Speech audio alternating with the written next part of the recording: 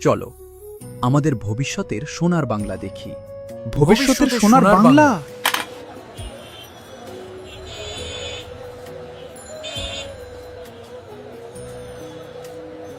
বাঘা, এটা আমাদের কোন ভবিষ্যতে এনে ফেলল?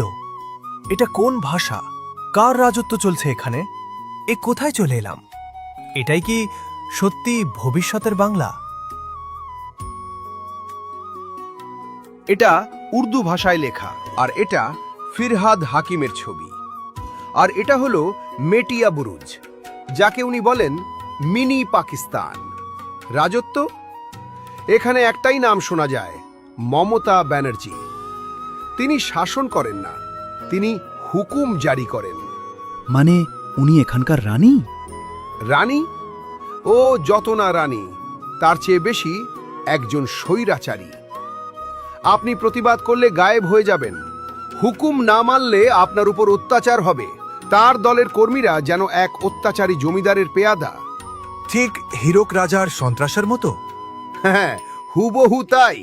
সবার চোখে ভয়, অন্তরের ক্ষোভ চাপা পড়ে যায় হুমকির ভয়ে।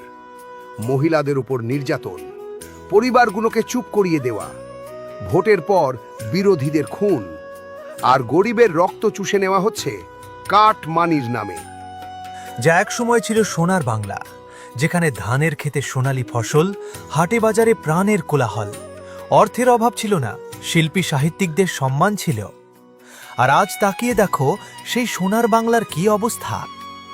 সেই বাংলা আর নেই, কারখানা নেই, কাজ নেই, খালি পেটে ফুটছে ক্ষোভ।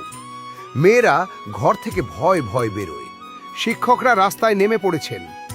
বাংলার আত্মার দম আটকে যাচ্ছে। গুপি, এ ভবিষ্যৎ নয়, এ এক দুঃস্বপ্নের দেশ। তোর শয়তানি রাজ হলো অবসান।